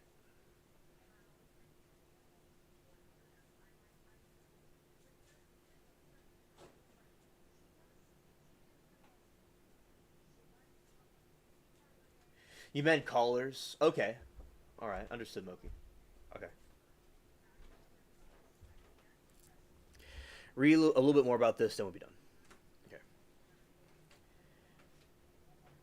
And skeptical British UFOologist Peter Brooksmith writes, skeptics have always asked a blunt and fundamental question: what was the trio's state of health before their alleged encounter? Brooksmith also wrote, UFOologist, the case is perhaps the most baffling and frustrating of modern times, of what started with solid evidence for a atrocity elusive phenomenon penetrated out of the maze of the deleted ends and denials and perhaps even official devi deviousness. Yeah, I don't really understand what they're trying to say either, Bob, with that one. And yeah, that's the quote you're talking about. Yeah, I don't really understand it either. In December 2018, Brian Dunning investigated the case and reported his findings on the Skeptoid podcast. He found that Cash's doctor's notes attribute her hair loss to the antonym disease alopecia areata. Alopecia areata. Okay, I'll talk about what that is for a moment. Okay. The autoimmune disease is a common result from anomalous response of the adaptive immune system, wherein the mistakenly targets the attacks healthy functioning and parts of the body as they were foreign organisms. It is estimated that there were more than 80 recognized autoimmune diseases, with recent scientific evidence suggesting that existence of potential more than 100 distinct conditions. Nearly any body part can be involved. Oh, okay. Okay. Understood. That I clicked on the wrong one. I clicked on the wrong one. My bad. Alopecia areata, also known as spot baldness, is a common in which hair is lost from some or all areas of the body. It is often results of a few bald spots on the scalp, each about the size of a coin. Physiological stress and illness are possible factors in bridging an apocylia areata. In individuals at risk, in most cases, there is no obvious trigger. People are generally otherwise healthy. In a few cases, all their hair on the scalp is lost, or all of the body hair is lost. Hair loss can be permanent or temporary. Sorry for the word is correlated to case thread. It's okay. Milky says my friend has a gastric bypass and lost weight so fast all her hair fell out, eyelashes and everything. Oh wow. A shipmate, you don't lose hair overnight. Hello. Understood. Apocylia, apocia, alopecia is believed to be an autoimmune disease resulting from a breach in the immune privilege of the hair follicles. Risk factors include family history, the condition among identical twins. If one is affected, the other has lost about 50% chance of also being affected. The underlying mechanism involves failure by the body and recognize its own cells with subsequent immune meditated destruction of hair follicle. My husband just had a bout of it and had a bald spots on his head. Dermatologist helped him. Oh, that's good. If a bunch of hair, life's more important. Ah, okay. Understood. No cure for the condition is known. Some treatments partially tray triamcinolone injections and about 5% of mino the minoxidil tropical creams are effective in spreading hair growth, sunscreen, and coverings to protect from cold and sun. Glasses and eyelashes are also recommended. In more than 50% of cases of sudden onset localized patchy disease, hair regrowths, and within a year. Patients with only one or two patches, this 1 year recovery will occur in up to 80%. However, many people will have more than one episode of the course of a lifetime. In many patients, hair loss and regrowth occurs simultaneously over the course of several years. Among those whom all body hair lost, fewer than 10% recover.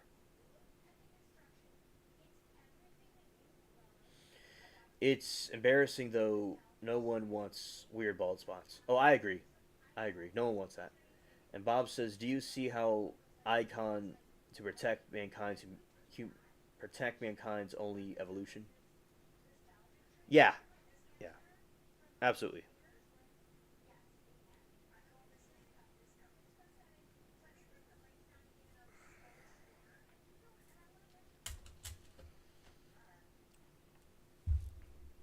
All right, so the that is the explanation about that. Okay.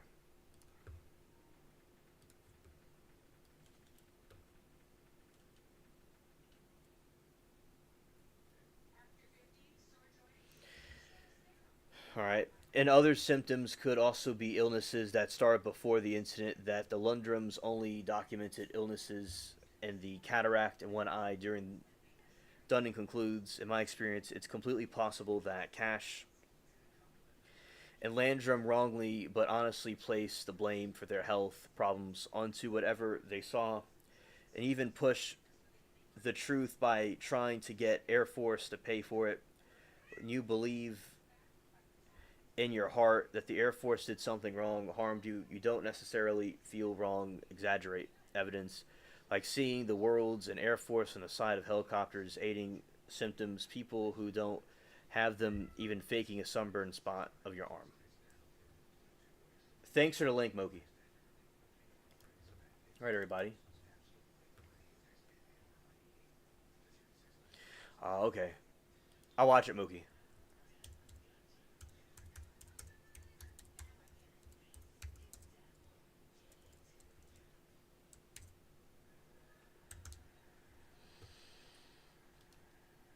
All right. And also, Spaced Out Radio is about 3 hours. Okay.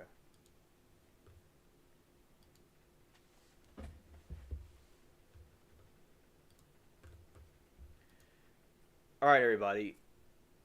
That is all for tonight. Thank you all for watching, and I hope all of you have a great weekend and a good Sunday.